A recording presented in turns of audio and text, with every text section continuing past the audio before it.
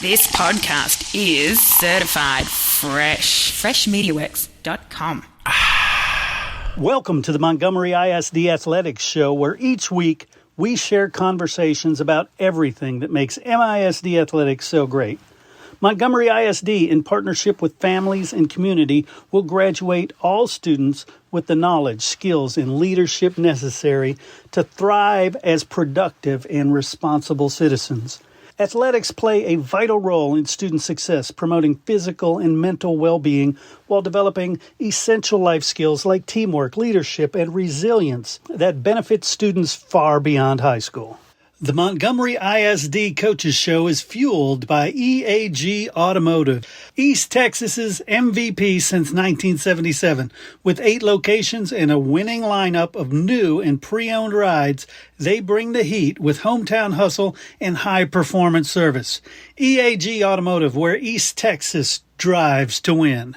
With 60,000 fiber route miles across 20 states, we deliver reliable solutions. We prioritize customer service to build better relationships and a better Texas. Consolidated Communications. Let's build a better network.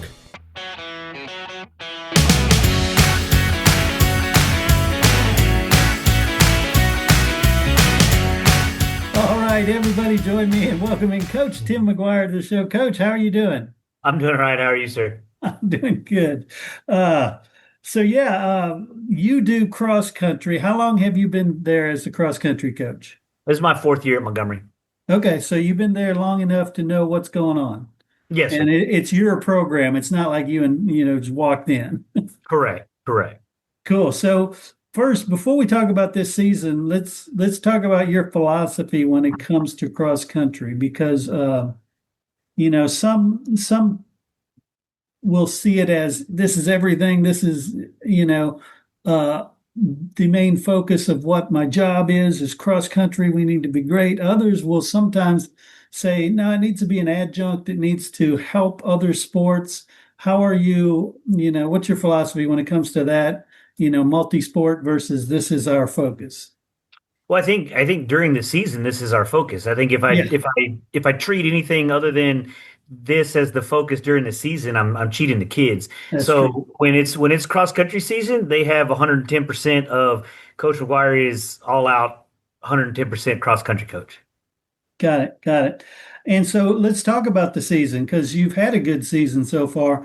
Break down the boys and the girls, how they've done.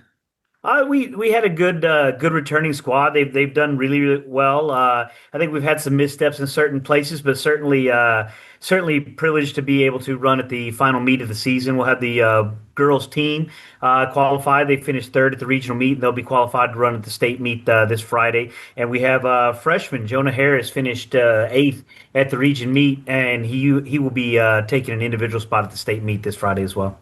Nice. So before we talk about state, let's recap the season, how it went. Maybe pull out some of the kids that really exceeded expectation. Well, I think on the boys' side, we had really a whole group of kids. We had to replace 3 seniors. One was a second in region, 10th in state guy, Matthew Binkley. He graduated. Jonah did a good job of stepping up. We had Ty McCoy, who's a junior, who came in and kind of followed in right next to Jonah. Those two were a great 1-2 for us all season long. On the varsity side as well, we had 2 senior boys. We had Andre Castro and Landon Brown. Both were solid guys for us. Andre ended up being our number 2 at the region meet. 16:34, I believe, is what he ran. It's a phenomenal season for him. We had some sophomores who were great freshmen last year step up and fill out the rest of the varsity team. We had Houston Jarvis, who was our number 4. And then we had Chase McCoy, Ty's younger brother, who was up there running with us. And then we had Justin Burrow, who was actually a little brother of one of our seniors that we graduated. So we had a bunch of sibling connections on the boys' side that got us rolling. Nice. And so how did y'all do district-wise? District-wise, the boys finished 3rd. It was a tight race between us and A&M Consolidated. Then we got to the region meet. Had a little bit of a misstep. Our number 4 finished as our number 5, and that was enough to keep us out of the state meet. We've ended up finishing 9th at the state meet.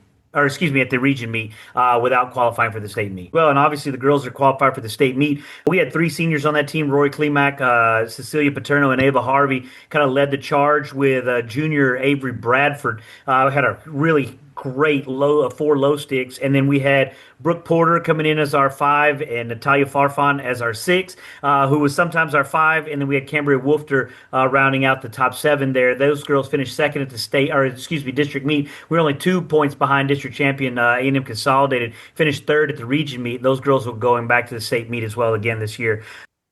Excellent. And I guess what has changed in the world of cross country, because back when I ran it, which was in the Stone Age, uh, we're talking about, you just went out there and ran. And now I'm sure there's more technology involved. The shoes are different. Talk to me about that. If you're referencing I guess the science across country. I don't know. When I was in high school, I graduated in '98 in Conroe, and I was there. I was fortunate enough to have a good coach who's the reason that I'm coaching right now, Coach Bob Collette. And when we were there, he ran a very intense program. We were running 85 miles a week. We were doing two a days.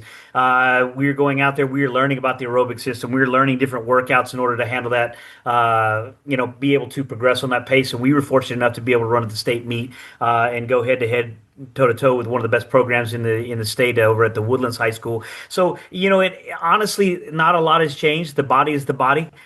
We especially, I mean, from '98 to 2025, we're not evolving that much of a species to change it differently. The big philosophy is just develop the aerobic engine, get it ready to go, work on lactate threshold so we can run at that speed for as fast as we possibly can, and go test ourselves on the weekends.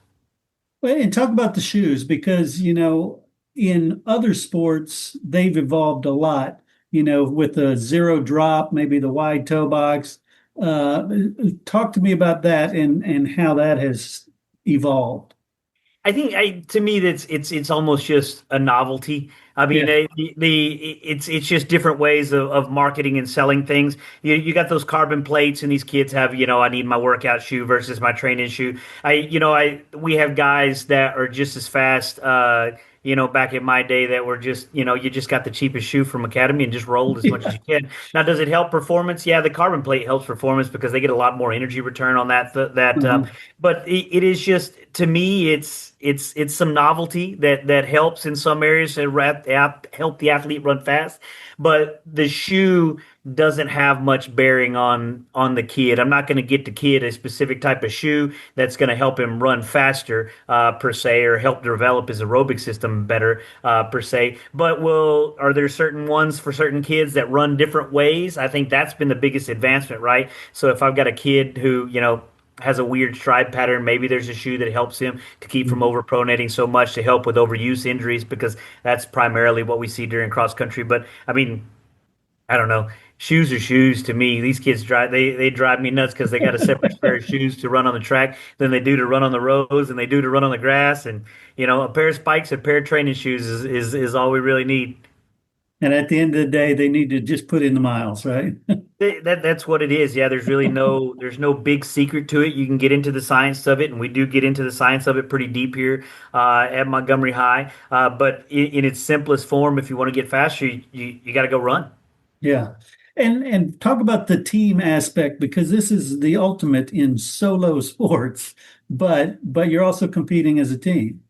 Well, at Montgomery High, we're always going to teach this as a team sport. We'll never teach it as an individual sport. And we will celebrate those individual advancements, right? So we Yeah. have Jonah that's going to go to the state meet as an individual. We're celebrating that. We're fired up for him, right? Because that's especially a huge accomplishment for a freshman. But Yeah. we teach them team dynamics. We teach them gaps. We teach them how the scoring works, right?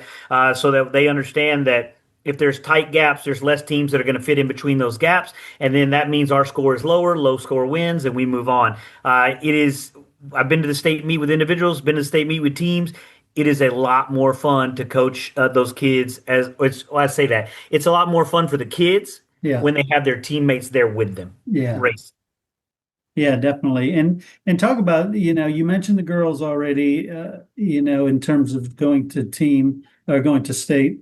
How will that, who do you expect to play big roles on that performance at state? really our top four with Rory, Avery, Ava, and Cecilia. Those girls have been. It's usually we're doing good if we got one low stick. We're blessed here at Montgomery High to have four low sticks, to where we put four girls in the top 16 at the region meet. And when you do that, you tend to be able to advance to meets like the state meet.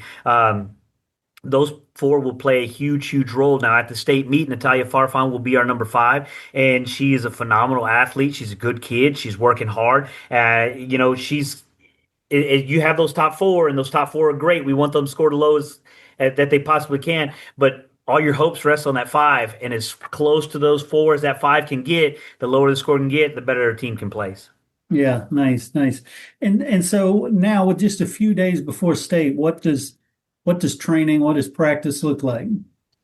Routine. Nothing really changes, right? So we just it's a matter of balancing those emotions, right? You kind of want them to feel like they're chomping on the bit, but don't let them go. Kind of pull back and just stick to the routine that we've been doing all year long, and trust the process, and cross our fingers that when we get there to Round Rock, it all plays out the way we want. Love it. And then after Round Rock, what does the rest of the school year look like for cross country kids? So for cross country kids, what we usually do is we will train their Nike South Regional meet is going to be November 24th, and so we train for that. If we're ever good enough to be kind of on the podium at the state meet, then we'll enter the seeded division, which earns a spot, which could potentially earn a spot at the national meet in Portland, Oregon. But we usually go and we enter the open divisions, race one last time. We'll have workouts that lead up to that, but it will be a little bit scaled back from what we're normally doing during the season.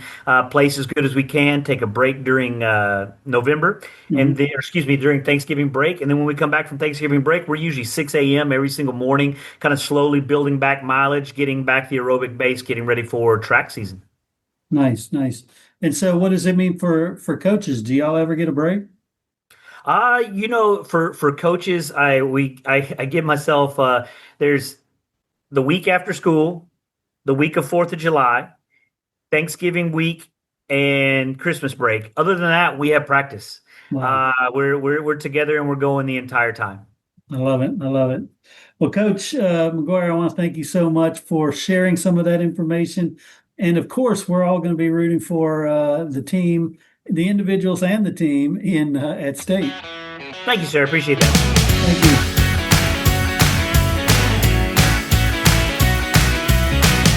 At the Woodlands Behavioral Health and Wellness Center, they want kids to thrive, not just in school, but in sports and in life. Pressures like anxiety, ADHD, or even the stress of competition and injuries can hold them back.